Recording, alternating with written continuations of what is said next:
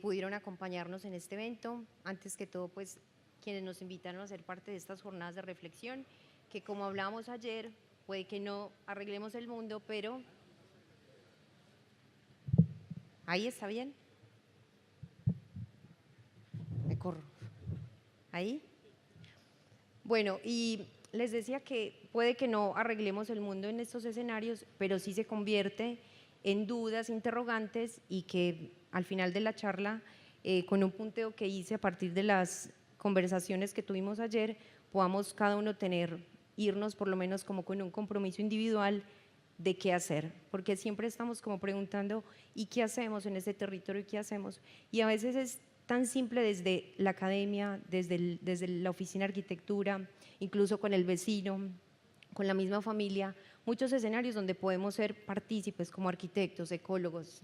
y la cantidad de profesiones que existen, ser partes de construir la ciudad. Bueno, en uno de mis pasos por México, hace 2 años, tuve la oportunidad de conocer a Juan Maza. Es arquitecto de la oficina Frente a Arquitectura, y me llamó la atención como la invitación que me hizo acerca de cómo apoyar un proyecto, digamos, de una oficina netamente de diseño, donde no había experiencia urbanística, no había experiencia en urbanismo social, y sucedió pues algo que ya vamos a ver, algo que fue bastante polémico, pero que me parece interesante contarles porque yo creo que cualquiera se puede encontrar en algún momento con una situación similar en la que, vuelvo con lo mismo, puede que no demos una misma solución a un espacio arquitectónico, pero por lo menos trazar la ruta de lo que puede llegar a ser algo mejor, puede llegar a cambiar, digamos, paradigmas para pensar y repensar el espacio público. Este arquitecto le inquietaba hacía mucho tiempo el tema de la fragmentación urbana, el tema de las fracturas, digamos, como hechos del espacio público que impiden esa conexión entre los barrios, especialmente todo lo relacionado con el transporte, ¿sí? Como lo que son las barreras del metro, el metrobús, etcétera. Entonces, participó de una beca, la beca del Sistema Nacional Creadores de Arte, algo similar a lo que existe acá, que es el Fondo Nacional de las Artes, y propuso un proyecto donde analizaba 12 fracturas de la Ciudad de México, ¿sí? Esas 12 fracturas las analizó bajo unas variables que ya vamos a ver, y que me parece importante, antes de esa parte, irnos un poquito a lo que es la historia de México, de cómo se conformó, para que empecemos a entender esa palabra de lo que es la fragmentación, desde la mirada del transporte, desde la mirada de la calle, y cómo lo podemos entender como una necesidad. Es como una dicotomía, porque en realidad el transporte y las vías unen, pero existe un segundo fenómeno que a la vez divide.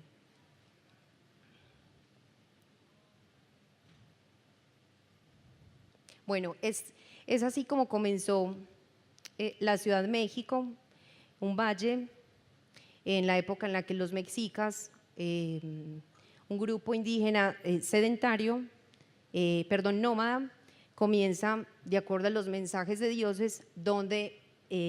fundar su ciudad, donde fundar sus poblados. Es así entonces como empieza a darse la conformación urbana de la ciudad de Tenochtitlán, en la que, a ver si, ¿sí? En la que va a tener también mucha importancia esta otra isla que es Tlatelolco, ¿sí? Bueno, ¿qué sucedía en ese momento para que empecemos a entender cómo se conectaban? Ya existía el lago, cuentan los cronistas y los historiadores, porque en realidad no es una historia real la que podemos ahorita evidenciar a través de la arqueología y de muchos estudios se logra averiguar qué pasó, pero es interesante cómo lo hace Tomás Filsinger, no sé si lo pronuncio bien, es un artista de México que trata, a partir de la morfología real de México, irse hacia atrás y tratar de interpretar ese territorio, cómo se formó. Comienzan entonces a aparecer en los mexicas la necesidad de conexiones, después de crearse, digamos, el Templo Mayor en la ciudad de Tenochtitlán, donde era fundamental desde el sur de la ciudad.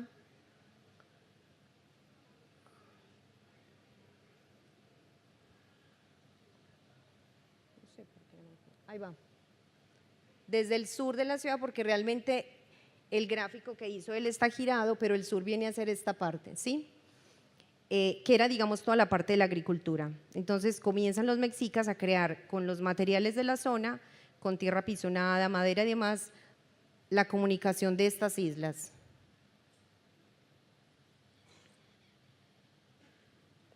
Ya estamos en la parte superior derecha, vemos el año. Vemos para 1420 una conformación ya de canales estrictamente, digamos, como les digo, para un tema de transporte, de agricultura, para un tema de comunicación entre poblaciones y que estos mismos canales en esta época indígena son las que luego vamos a ver en la Ciudad de México, que terminan siendo lo que hoy llamamos barreras, que en su momento en realidad no lo eran, ¿verdad? Eran simplemente canales.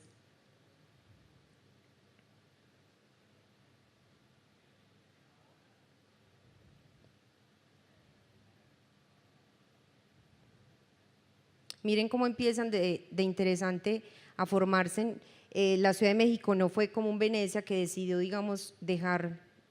todo el tema del agua y convivir con él, y también se menciona de un aumento poblacional impresionante que ameritaba era seguir construyendo incluso islas artificiales y canales que pudieran seguir, digamos, asentando para la futura ciudad.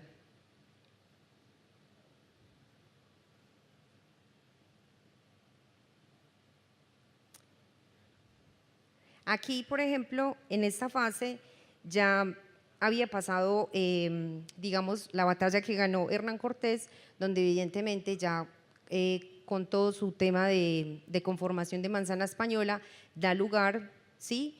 a esta primera retícula de la Ciudad de México, en la que ya muchos sabrán que donde está en este momento la catedral, justo yace, digamos, en los cimientos lo que era la punta de la pirámide del Templo Mayor. Quisiera que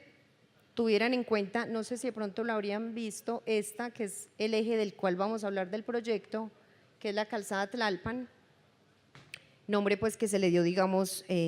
mucho después, pero que era un corredor fundamental, como les decía, de conexión de la agricultura con la Ciudad de México.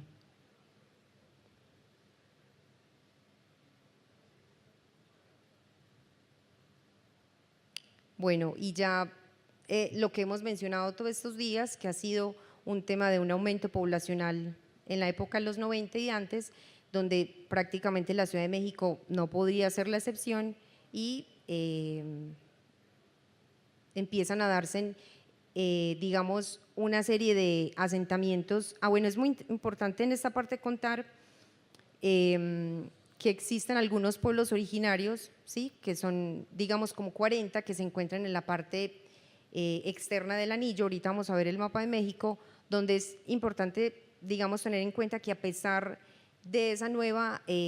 transformación urbana que se dio, se conservaron algunos sitios históricos que conservan esas costumbres de antes y que al mismo tiempo las redes de transporte, las vías y demás permiten el acceso a la Ciudad de México. De igual forma, el mismo fenómeno del centralismo, que es una barbaridad. Hay personas que se tardan hasta 3 horas en ir de su casa al trabajo y demás. Y esta es entonces, digamos, la última imagen, que no ha cambiado mucho hasta ahora, del 2010, en el que vemos, digamos, todo lo que ha sido ya la ocupación de la Ciudad de México por completo. Para este entonces ya, digamos, existen redes de metro, metrobús, un sistema, digamos, complejo que en realidad fue surgiendo a partir de la necesidad de toda esa conformación periférica y demás, sin control obviamente, pero que ameritaba. Entonces, en este momento, digamos que a nivel de Ciudad de México funciona el sistema de transporte público principal, pero como la ciudad ha crecido demasiado, es un tema de que solamente hasta una parte va el tren, el metro, y ya luego te toca tomar 2, 3 buses para poder llegar a tu lugar, a tu vivienda. Esto del sistema de transporte se dio recién en 1980.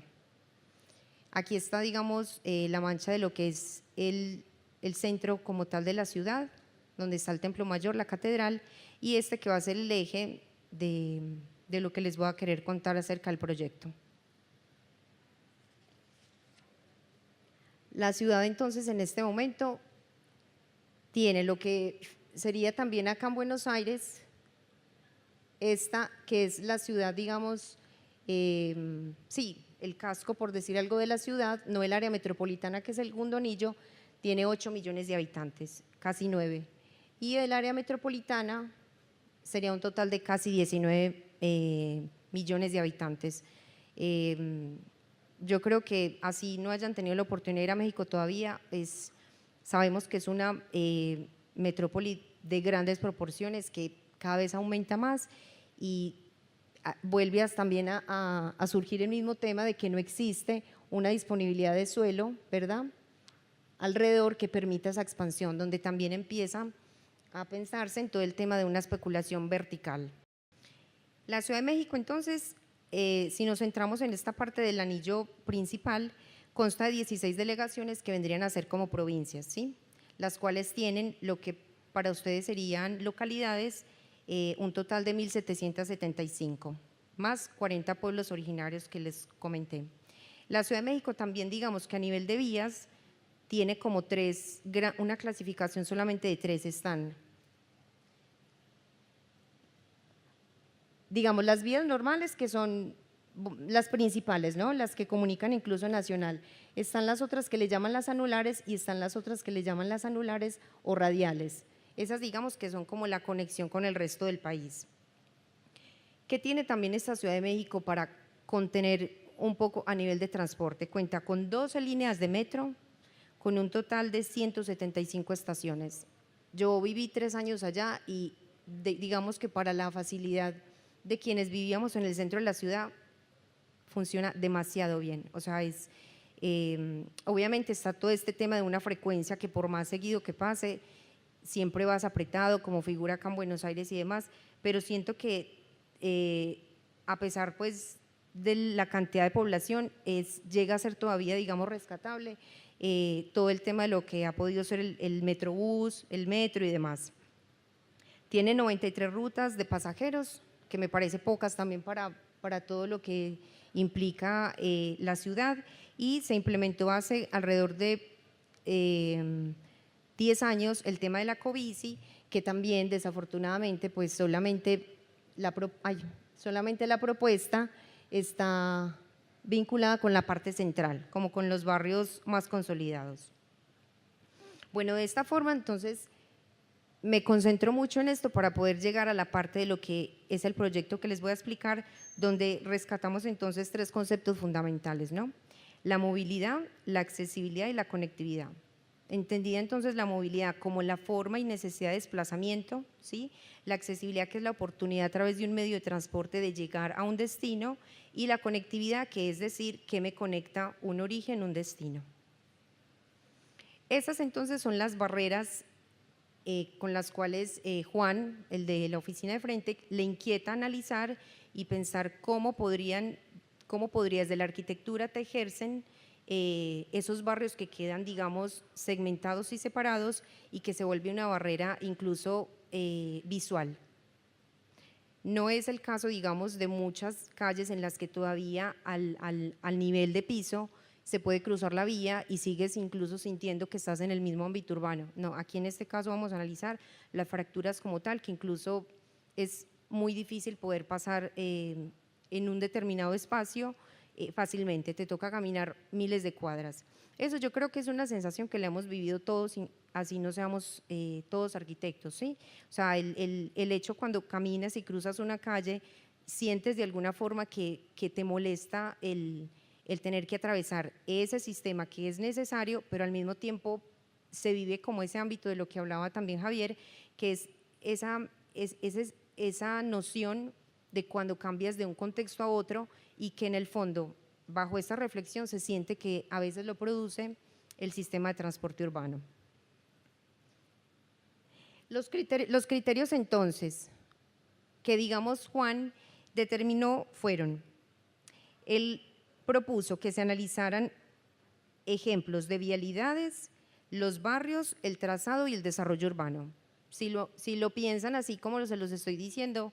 sería toda la ciudad, o sea, no serían unos criterios, digamos, específicos que uno dijera, vamos a analizar determinadas fracturas. Sin embargo, él elabora, digamos, estas propuestas, ¿sí? Donde, ¿qué le interesaba a él? Tener en cuenta la continuidad de la traza urbana, de modo que se pudiera analizar la fractura desde la morfología, ¿sí? Tenía también pensado, digamos, descartar o incluso incluir aquellas colonias o barrios que tuviesen esa fractura marcada por un sistema de transporte, pero preferiblemente superficial, no subterráneo. Que tuviese también una deficiencia en el espacio público, de modo que pudiese tener,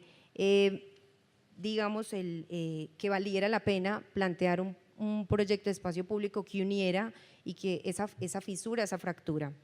Bueno, ¿qué más cosas se podían analizar? También lo que le parecía era el tema de la dinámica económica más no social. Y hago este énfasis porque si bien la intención es buena, es el pensar el tema de las barreras, el no haber tocado, digamos, ese análisis del tipo de gente que vivía en esos barrios repercutió de alguna forma en una propuesta sin sentido.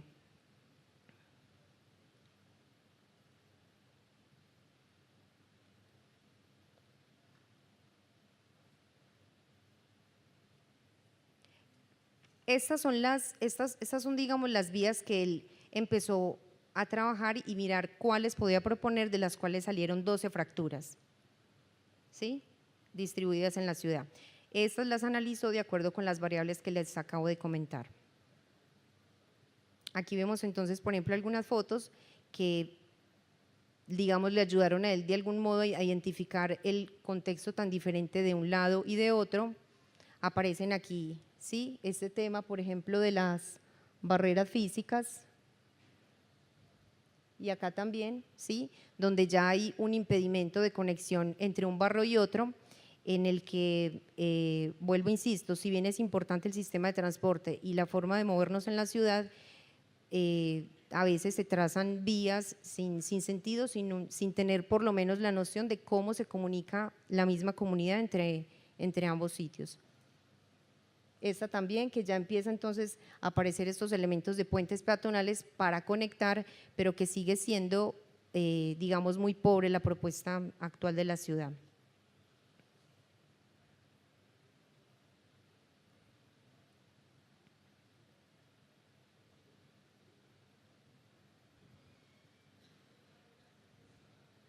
Elige entonces en el 2014 analizar este eje, que es la avenida Chapultepec, un eje también, digamos, a nivel histórico muy importante. Este es, digamos, los restos que quedan de lo que era el acueducto en su tiempo de los mexicas, de las primeras imágenes que les mostré. Y este es el corredor que él elige para hacer una propuesta de espacio público que uniera la colonia Juárez y la colonia Roma. En realidad, si ustedes la analizan, consideraría uno que en la misma calle y como lo decía Javier, a veces las intervenciones de espacio público pueden ser tan mínimas que no sé si es necesario plantear grandes macroproyectos que a veces se vuelven incluso una fisura que promueve más la segregación social que lo que realmente estaba antes. Esa es entonces, digamos, la ficha que tenía ganas él, digamos, de proponer un proyecto arquitectónico. Como ya se los mencioné, trabajó el tema de la fractura vial, el imaginario colectivo, una continuidad de la traza, la potencialidad del desarrollo, el metro, el metrobús, como un análisis muy somero, muy pasajero de lo que implicaba digamos, las manzanas, los barrios como tal. Y bueno, de aquí, o sea, de este análisis pasó al render, o sea, literal. Fue un salto impresionante Él se reunió, digamos, con otras dos oficinas muy prestigiosas de la Ciudad de México, digamos que, bueno, del país, en las que pretendía con este corredor supuestamente coser y tejer esa fisura que existía entre estos dos barrios, y propuso entonces esto. Este proyecto lo propusieron estas tres oficinas al gobierno de la ciudad, enunciándolo como un proyecto que lo pagarían completamente ellos, o sea, un proyecto privado para la gente. Obviamente al gobierno de la ciudad le pareció fabuloso, ya se habrán imaginado, o sea, las ideas de espacio, o el render que puede con todo, ¿no? O sea, lo más lindo, lo más hermoso, la gente será feliz, vamos a plantear segundos pisos, bueno, todo lo que digamos en otros contextos puede funcionar, no digo que no, el Highland, por ejemplo, de Nueva York es una de las muestras que funciona, pero hay que mirar la historia de ese lugar y por qué en ese momento y en esa situación y con esas características funciona.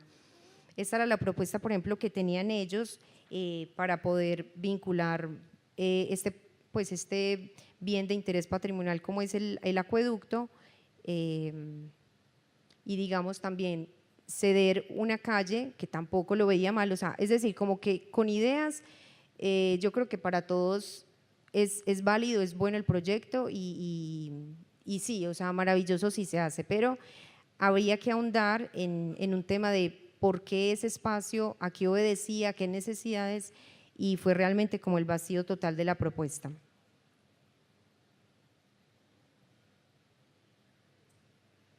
Esta era entonces la propuesta que daban, digamos, para también, como lo mencionamos, una especulación inmobiliaria donde se desarrollara a lo largo de ese corredor vivienda, lo que llamamos en Colombia vivienda productiva, que es en los primeros niveles servicio y comercio, y vivienda en el resto de los pisos. Planteaba unas plataformas de 2 y 3 pisos donde se pudiera, digamos, vivir las ciudades de otro nivel, propuestas para mejorar el déficit de espacio público que tenían estas dos colonias, etcétera. Y ahí vemos en la parte inferior el metro de Chapultepec, que es subterráneo en ese corredor. Cuando lo proponen entonces al gobierno de la ciudad, lo que sucede realmente, que ellos también la idea era que fuera un modelo replicable, o sea, que pudiese darse en más de un escenario de la ciudad,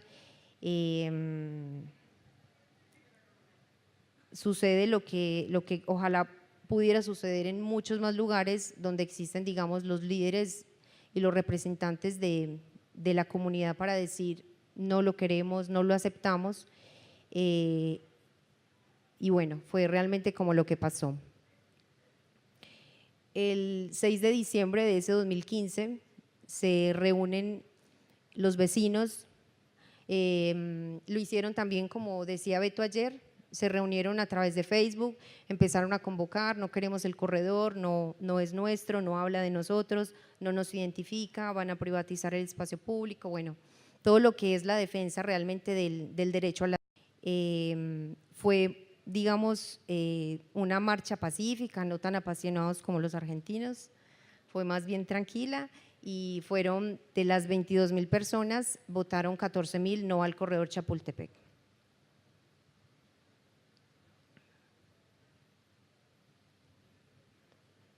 Aquí podemos ver, digamos, los mensajes de la gente, así no.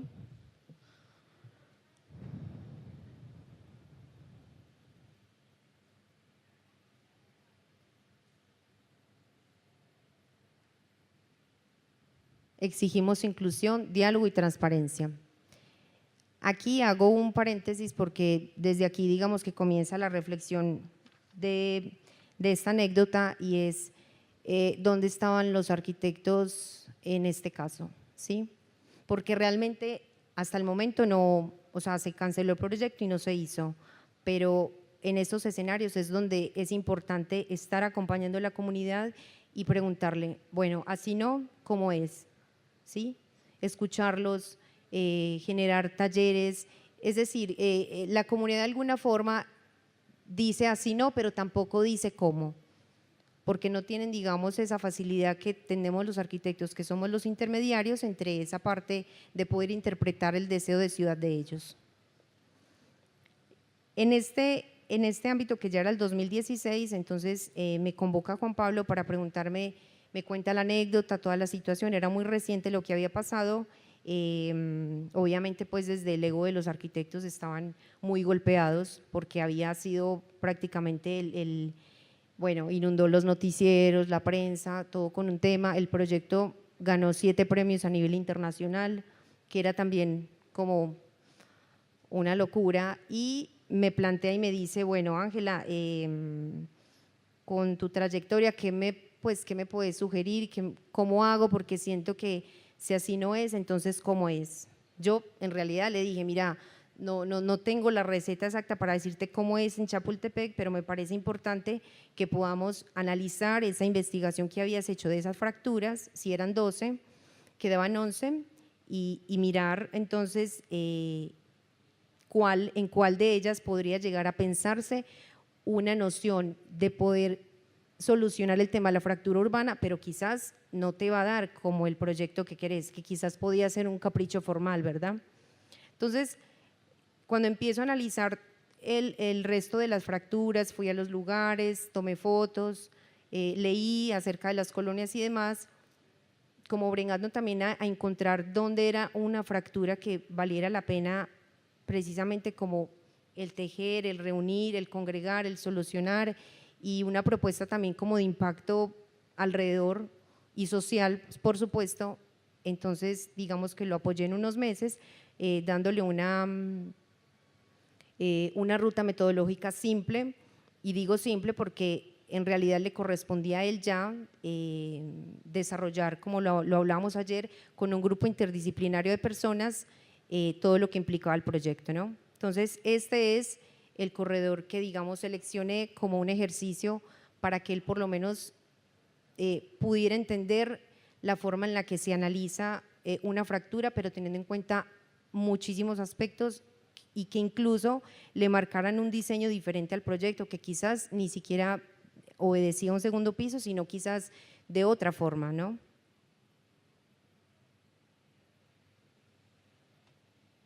Esta es entonces la calzada Tlalpan, de la que ya hablamos, que estaba marcada pues al principio de la foto. Lo que le propuse fue, digamos, jerarquizar esas escalas de propuesta en la que pudiésemos, digamos, entender desde lo que es la Ciudad de México, con todas las fracturas similares y demás que compone, que ya es un error, digamos, replicable, si se puede decir así, poder pensar en un eje que se pudiera revitalizar, tomar solamente, digamos, un espacio más acotado con un contexto que ya tuviese, digamos, de hecho, una sección vial, como la pueden ver, que es, digamos, como más marcada la fractura de la que hablábamos, las barreras urbanas, y que al mismo tiempo se respetara el contexto de lo que implicaba la mistura de usos, y al mismo tiempo esto que es la fachada de las colonias traseras, poderlas identificar acerca de cómo podríamos esa barrera ser generadora de un espacio central de encuentro y demás. Vuelvo a retomar esta imagen, esta es la calzada Tlalpan, es como si estuviese tomando la foto desde el mismo punto, pero obviamente con un dibujo de este artista, en el que es interesante aquí rescatar lo que en su momento era ese canal y esas nociones de, ¿sí?, con los materiales de madera, de tierra pisonada y demás, lo que era el conectarse entre esas poblaciones, ¿sí?, una limpieza del espacio, una incluso visual, de la que ahorita con el tema del metro, perdón, que lo van a ver ahorita en unas fotos, se convierte en una barrera por completo. Entonces encontré también unos potenciales de ese tramo. Aquí, por ejemplo, está todavía a un nivel de calle, si esta foto es del 70, donde todavía ese corredor ofrece un espacio, no había obviamente la cantidad de población que existe ahora, pero ya había como una calle que permitía una relación visual entre un lado y otro. Ahí está el riel de lo que era el tranvía en su momento, y esta que ya comenzaba a ser, digamos, la obra del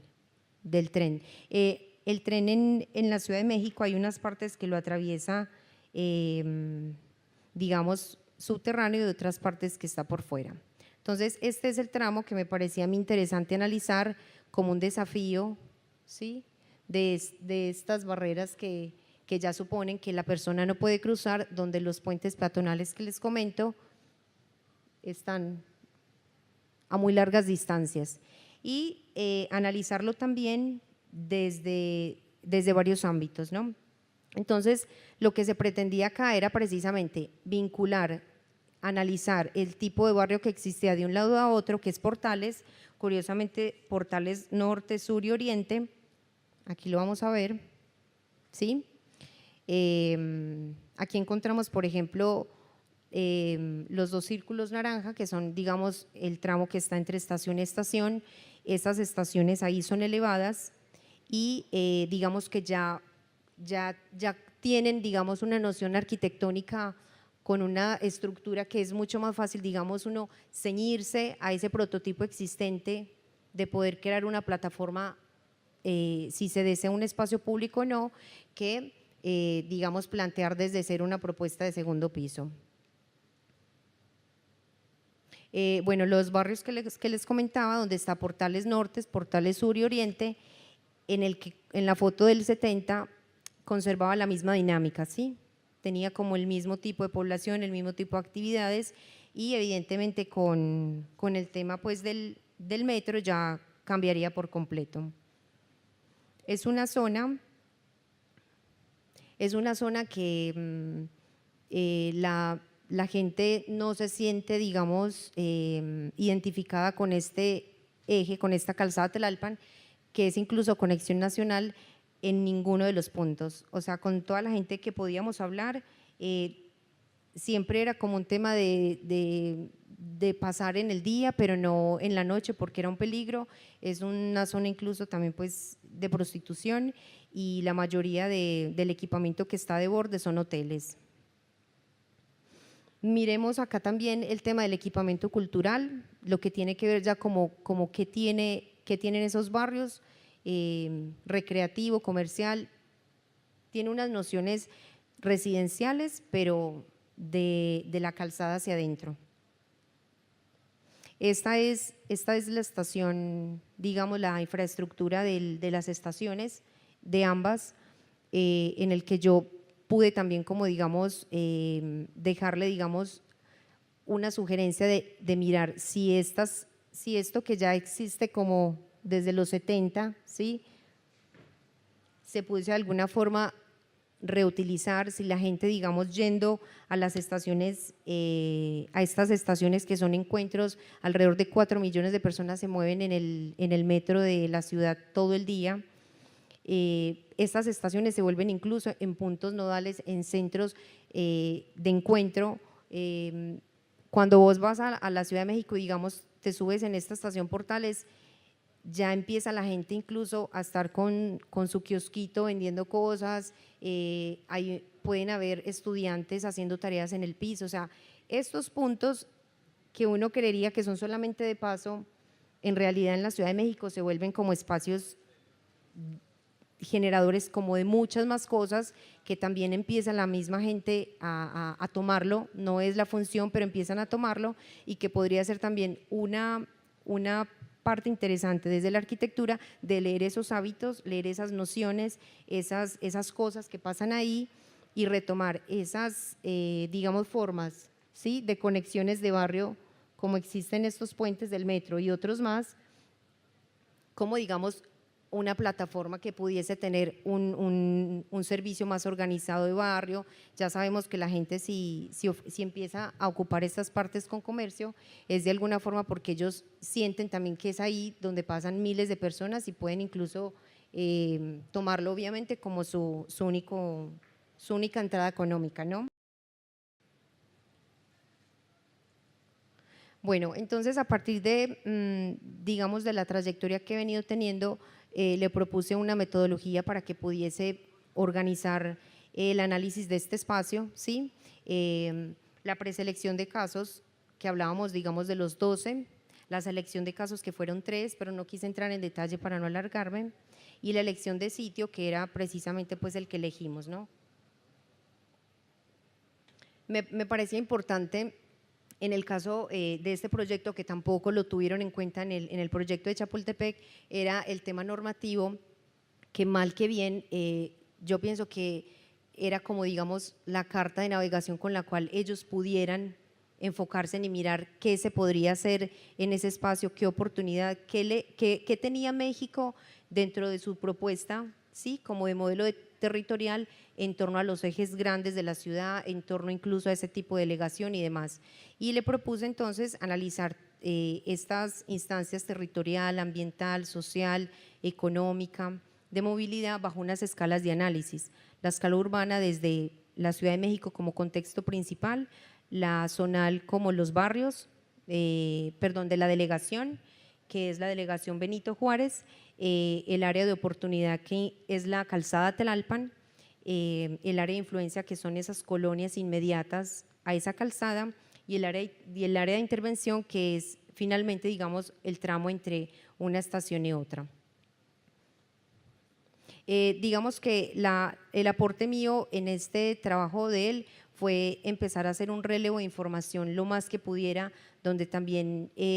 incluso él no sabía de muchas, pues habían varias investigaciones que tenían ya estudios de impacto, ¿sí? De esos barrios, de esa calle, donde también creo yo que es fundamental a la hora de proponer proyectos, pensar en dónde tenemos información de la cual podamos contar, y las universidades, digamos, que son uno de los escenarios que sirven. A mí me sirvió muchísimo haber visitado varias universidades que tenían historia tanto del barrio, de la calzada y demás, para, digamos, reforzar el potencial y pensar en qué se podría hacer ahí. Esas es entonces como las que ya les mencioné, la definición de las escalas, de modo que se pudiese contar desde la escala urbana hasta la más inmediata. Acá lo tenemos, digamos, más gráfico, que es la delegación Benito Juárez, área de oportunidad Tlalpan, área de influencia los barrios y el área de intervención.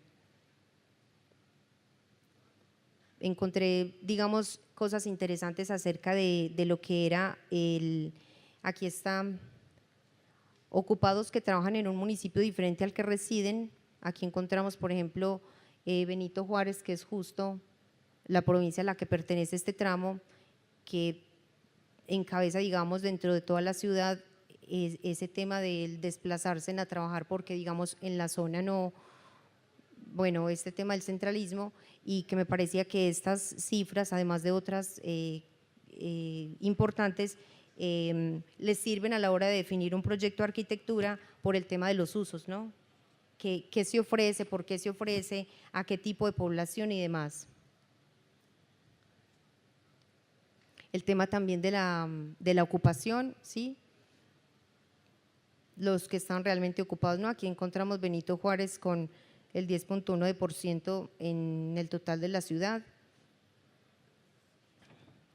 Porque es importante también tener en cuenta que dentro del espacio público lo propones, pero genera un impacto en el resto de las funciones de ciudad, ¿verdad? A nivel de trabajo, a nivel de vivienda, etcétera.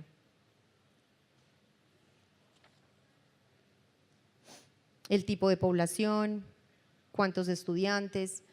Ellos habían definido un programa que lo miraremos al final, un programa destinado a actividades lúdicas, comercio, pero sin un estudio, digamos, realmente de la población a la que iba a beneficiar inmediatamente, como logró hacerse, por ejemplo, con el PUY de la Nororiental, en el que las personas del barrio lograron participar de las obras del Metrocable, ¿no?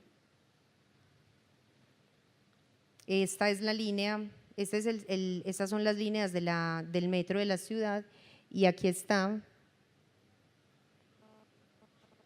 la línea 2, que es la que más moviliza en la Ciudad de México, y acá está, digamos,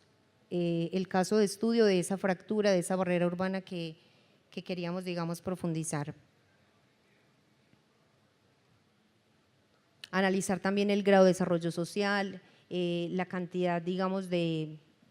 niños que habían, de ancianos. Se encontró muchísima información del INEGI, que es, digamos, como toda la parte de estadística de la ciudad, donde ya cuenta con todo ese tema a nivel de encuestas y que también se vuelve fundamental porque el programa finalmente del proyecto arquitectónico tiene que responder a esto. Por eso yo le insistía de alguna forma que si bien habían muchos caminos para llegar a un proyecto como él esperaba, era fundamental tener la radiografía del espacio identificado, ¿no? O sea, conocer muy bien dónde iba a estar. Esta es una imagen de lo que es la calzada Tlalpan, un desarrollo también que empieza ya a darse, digamos, de vivienda, pero que también podría pensarse en la recuperación de este espacio. Me parece interesante esta imagen, los locales, ¿no?, que dan, digamos, la fachada principal a la vía pública que es Tlalpan, mientras que el mercado de los tianguis, no sé si han ido a México, es el tema de los mercaditos informales, que le da la espalda, ¿no? Porque realmente no hay una vinculación de ningún tipo con esta arteria principal. Acá vemos, digamos, de una forma que las colonias que comprometía ese tramo, la colonia Miravalle, Portales Sur, Portales Oriente, Portales Norte y Albert, donde tienen una dinámica, esta zona es mucho más desarrollada, con mejores servicios que esta. Y conversando con la comunidad también pudimos darnos cuenta que mucha gente tiene la familia al otro lado. Es decir, que incluso siendo del mismo nombre, que como le llaman Portales, que se dividió este barrio por el tema de la barrera, ya el tema de la comunicación implica tomar prácticamente unas 10, 11 cuadras para poderse comunicar.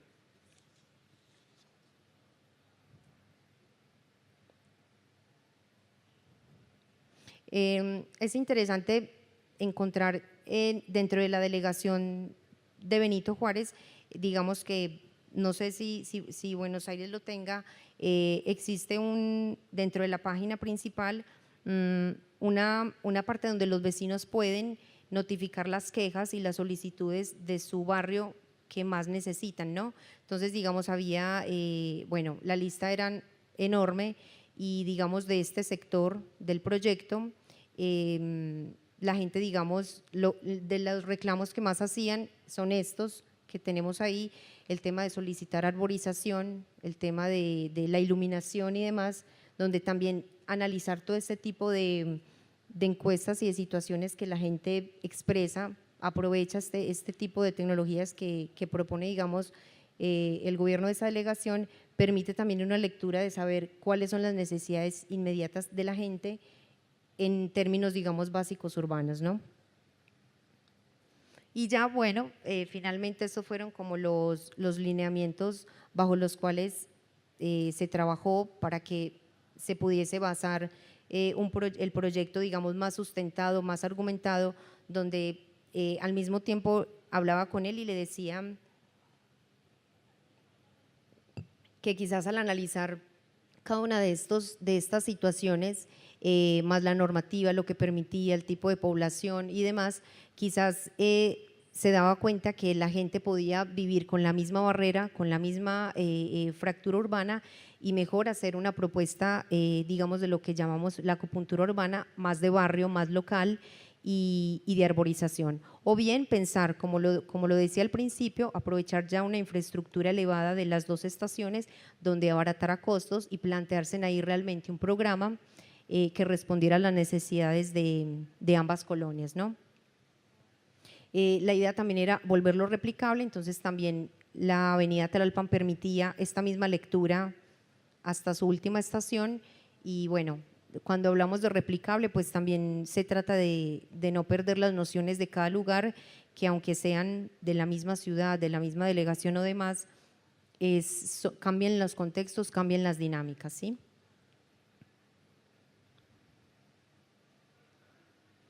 Le insistí mucho en la posibilidad de vincular la gente, de hablar con los líderes, el grupo de personas, curiosamente, el grupo de personas que se opuso al corredor de Chapultepec, el líder, digamos que fue el que encaró todo este movimiento, es también una de las personas que está muy pendiente de todas las propuestas que se están haciendo en la ciudad, y le compartí obviamente la experiencia de Medellín desde poder traducir todos estos deseos de la gente en un proyecto que respondiera a sus necesidades, al espacio, que realmente fuera vinculante y de una forma inmediata, no digamos tampoco, él pensaba mucho en el referente extranjero, pero aquí yo pienso que cuando uno aprende de experiencias internacionales es importante, insisto, con la lectura precisa del lugar y los niños, jóvenes y adultos, o sea, todo el tema de la vinculación transgeneracional en estas propuestas, me parece a mí que sigue siendo válido y refuerzo el tema de Beto de las 3 esferas, esencialmente el de la sociedad, ¿no? Este dibujo es uno de los de Medellín, me parece interesante mirar con lo que sueñan los niños, ¿no? Que más allá de tomarlo textual, traduce, ¿verdad? Como, no sé, las nociones de espacio que uno cree que ya desde lo proyectual se puedan traducir y que la gente los quiere y demás. Ha habido un poco de polémica con esto del parque de biblioteca de Santo Domingo, que ahorita pues está, digamos, ya a punto de demolerse y es interesante cuando a veces le preguntan que qué pasó con el urbanismo social, con la ciudad más innovadora y el parque de biblioteca que ya prácticamente no está y demás. Y me gustó la respuesta de Jorge Melguizo, que es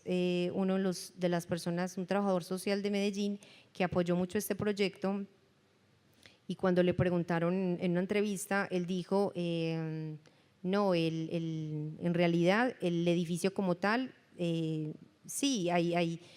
digamos, una parte de la arquitectura o no sé quién será, digamos, el responsable, porque ahorita están tirándose en toda la pelota, pero de alguna forma la reflexión era que la biblioteca había desaparecido, pero los hábitos que se desarrollaban dentro, ¿sí? Como era el tema de los libros, el tema de la música para los niños, la oportunidad de las madres, cabeza y familia y demás, se seguía desarrollando en el barrio. Es decir, todas esas actividades se empezaron a organizar en los CDESOS, que eran los centros de desarrollo zonal, y se seguían haciendo. Entonces yo creo que cuando pasan estas cosas es fundamental que así el edificio se caiga, lo tumben o lo demás, siga siendo valorado y se traslade ese propósito que se pensó a otro ámbito. Preferiblemente que dialogue con la arquitectura inicial y que sea consecuente en el tiempo, pero bueno, no, pienso yo que la gente, la comunidad no tiene por qué, digamos, pagar el precio de dejar esta oportunidad de conocimiento como estaban los niños, las madres de familia, los ancianos y demás.